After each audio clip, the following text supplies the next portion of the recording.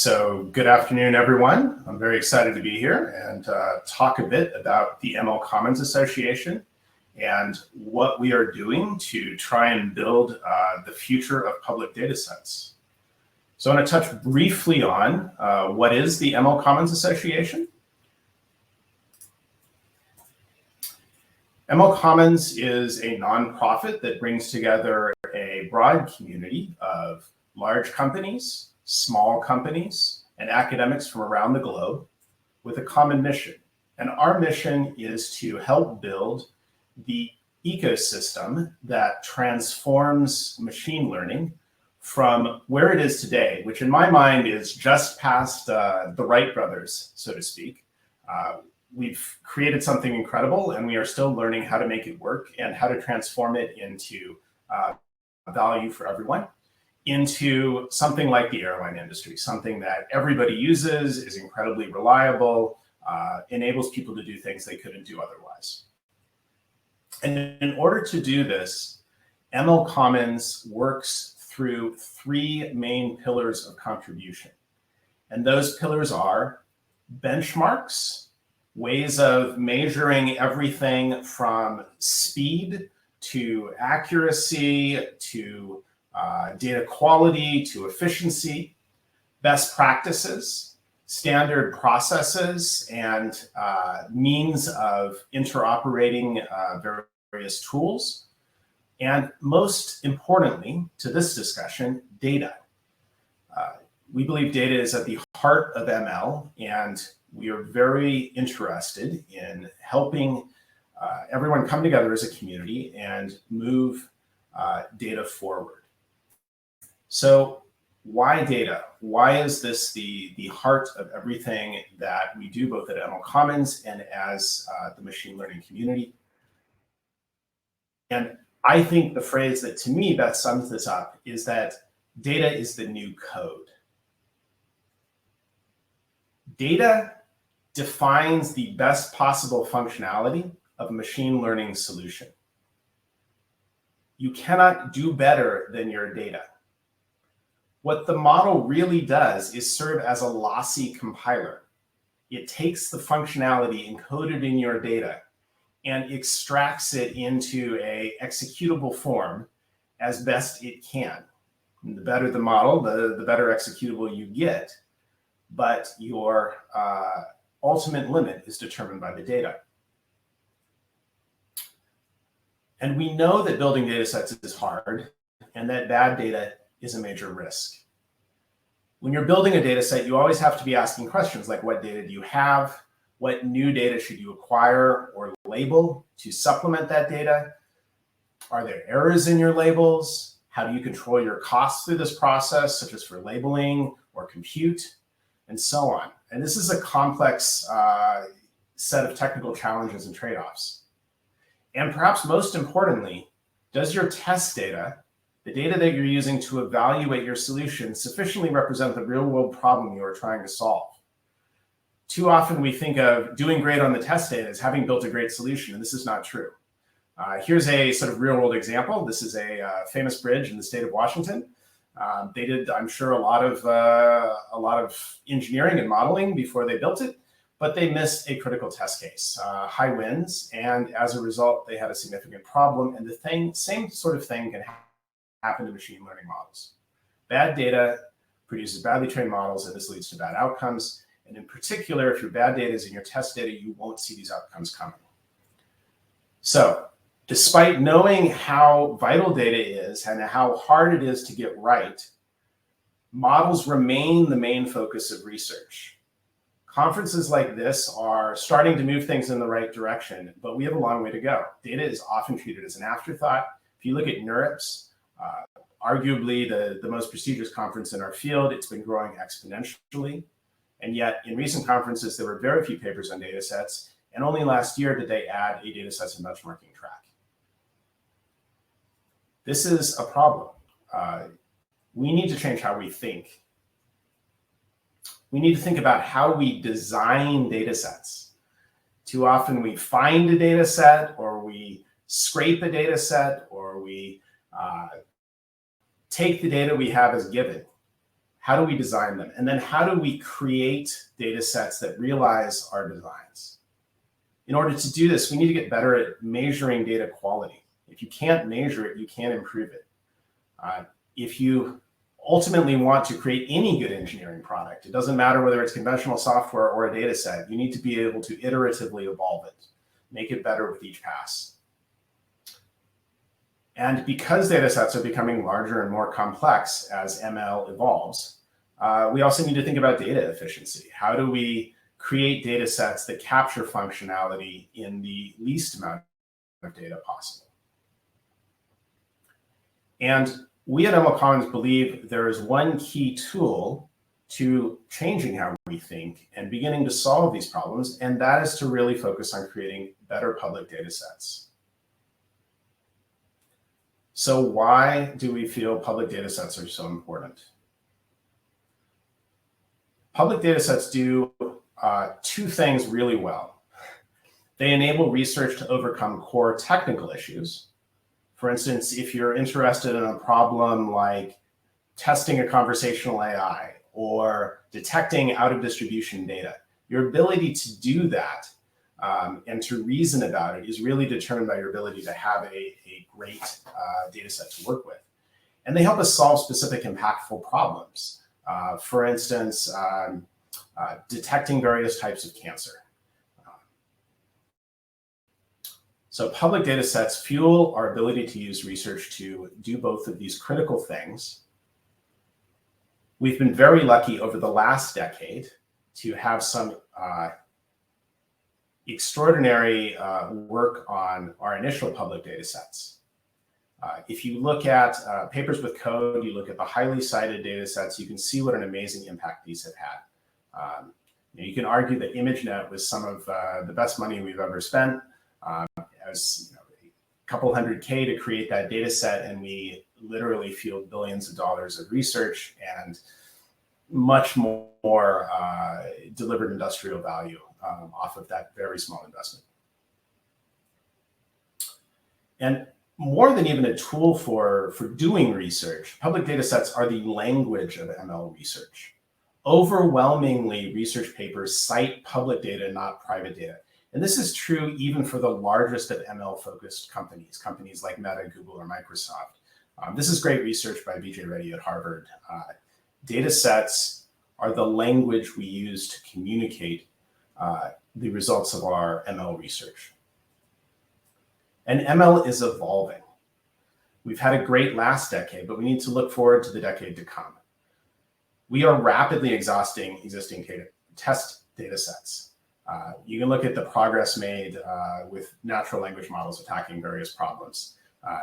New test data sets come out and they get solved faster and faster. We're discovering quality issues in existing test data sets.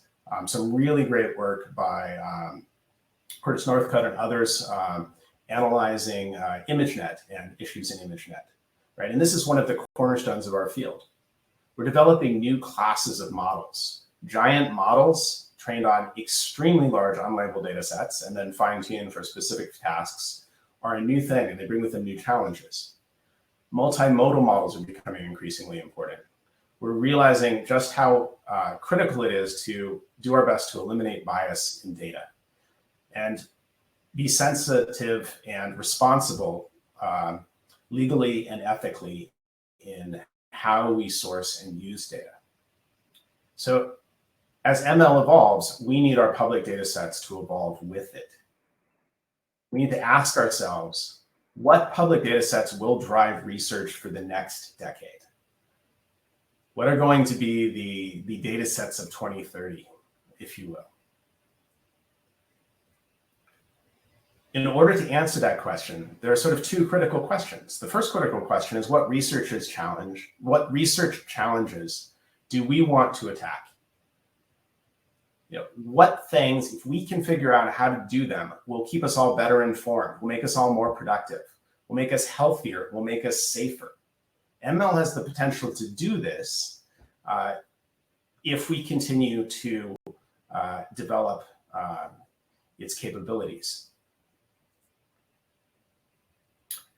And once we answer that question of what fundamental research challenges matter most, what data sets do we need to attack those challenges? How do we create truly difficult test sets that really model all the nuance and challenge of important real-world problems and use those to drive higher model quality? How do we build, for instance, conversational test sets for giant language models? How do we train multimodal models? And how do we do all of this while reducing bias and legally and ethically sourcing our data? At MLCommons, we're trying to help answer this question by bringing together a whole bunch of folks from different companies and academic institutions. We've created several really interesting data sets to date. The two I'm going to talk about here were released at NeurIPS last year. One is the People's Speech. This is over 30,000 hours of transcribed English speech by diverse speakers under a very permissive license. Another is the Multilingual Spoken Words Corpus. This is spoken words. You can imagine this as perhaps keywords in 50 different languages, also under a permissive license. And we've learned a lot in the process of building these data sets. In engineering, there's no better way to truly understand the challenges of doing something than to go out and try and do it. We're also looking at creating new kinds of data sets, because I believe that part of the way that we're going to answer this question of what are the data sets for the next decade is to reimagine what a data set is. So one example of this is the MLCommons MedPerf project.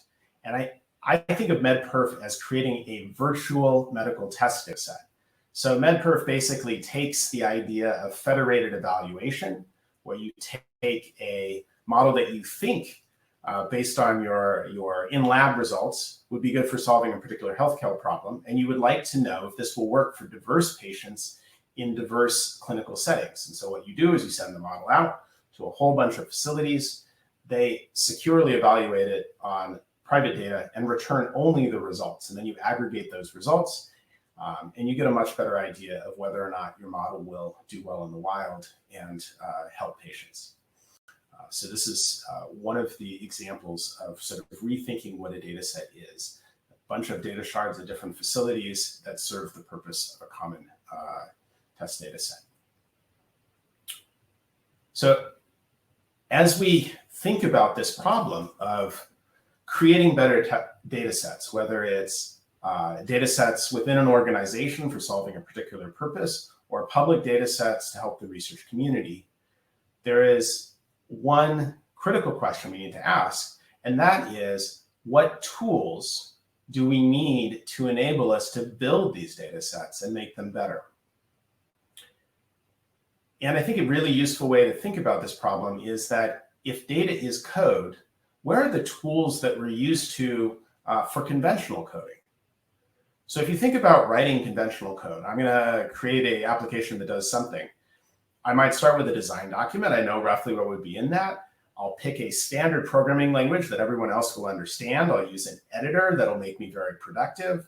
I will have unit tests to evaluate whether or not I've done it right. If I have a problem, I've got a debugger. Now I'm worried about speed. I've got a profiler. I'll use different metrics to evaluate the response time of my application or different key qualities. And as I go through this whole process, I'll have access to source control that lets me track versions and work with others to try and build the result I want. But if you think about data, we have only the most primitive beginnings in some of these areas, and in others, we really have no idea what the equivalent tool is. And I really hope that the attendees of this conference, the companies involved in this community, and organizations like MLCommons can come together and try and create the tools we all need to do better things with data. So two examples of tools that we're working on MLCommons. One is on the metrics front. We introduced DataPerf. And the idea behind DataPerf is just as we have very mature benchmarks for certain classes of model. We need benchmarks and leaderboards for data. For instance, we need to be able to measure 3 things. We need to be able to measure how good a training data set is, because we want to learn how to build better ones. We want to learn how good a test set is, because we want to create continuously improving test sets. That means getting more difficult, and getting difficult as a result of better approximating real-world problems. And lastly, we want to build better algorithms for working with data, things that find errors or optimize data sets for efficiency. So just to make this very concrete, you could benchmark a training data set by asking people to submit different training data sets, holding a set of models fixed, training the models on different training data sets, compositing the accuracy and comparing the composited accuracy. What training data sets produce the most accurate models? And you'll learn a lot from doing that. Similar idea with test data. You're looking for specific items or whole test data sets that models have trouble labeling, humans label well, are not just a small corner case, but novel and well-distributed data. And you're looking to actually drive down the quality that a set of fixed models produce. Algorithms is basically the transformative case of benchmarking training data sets. You apply a transformation to a fixed data set. You're hoping that that transformation is good. And you see what effect it has on your fixed set of models. So this is sort of inverting the paradigm we've all gotten used to for model benchmarking of hold the data set constant, vary the model. We hold the models constant, and we vary the data set in different ways. More recently, we've started to look at the challenge of source control. How do we bring together multiple contributors to create public data sets? How do we take in data contributions from different sources, accept them, align them in terms of a common format, and verify their correctness? We don't just want to pile up data. We'd like to design the data set we're all trying to work together to create, analyze the data we have, figure out what data we need and what data we can get rid of to make it more lean and efficient. And ultimately, take this data, version it perhaps for different purposes or as it evolves, share it among a broad community, and manage issues as they arise. If we can come together and do these things, we can create public data sets that, rather than being static assets, as they are all too often today, are really living, evolving common goods that help us all do better research and develop better products and services. And why should we all care about this? We all have a common goal, I think. If we can create data sets that evolve with ML, they'll start small, they'll have problems, but over time they'll become valuable research tools and ultimately common ways of doing important things. We can create more capable ML, more reliable machine learning, more ethical machine learning, track our progress using metrics so we know we're getting there, and do things to solve problems that matter. We can make people healthier. We can make people safer. We can give more people, no matter who they are, where they are, access to the information they need and make us all more productive so we can live richer, more interesting lives. ML has tremendous potential. It's all driven by data, and a lot of the most critical data is public data. But if we're going to do this, we need to bring together more smart people. We have a wonderful group of people working on MLCommons. We'd love to get more participants. We're a very open and welcoming organization. We'd love to see submissions to DataPerf. Help us drive the future of data. And if you have a great idea, seek us out at MLCommons, and we'd love to help you realize it and move the community forward. So thank you all very much. And with that, I will take a few questions if we have time. Amazing.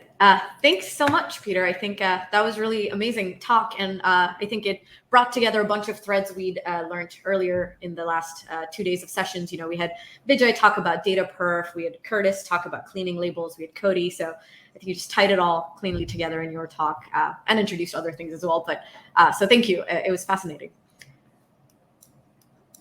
And I'm assuming you can hear me, but with that, I will move on to question and answers. So the first question we have is, you know, in this conference, we learned that in the real world, the data is often drifting and label schemas are evolving. So how do you really create public data sets that can keep up? So I think the rate of data drift is highly problem sensitive, right? If you think about, I want to create a data set for vision or for transcribing speech, your rate of data drift may be a lot slower than you might see in, say, a commercial recommendation data set. For those type of data sets, the problem is actually pretty static, and it's all about evolving the data set to be better. Again, evolving a training set that produces a better model, or evolving a test set that is a better definition of the problem that encourages everyone to make a better solution.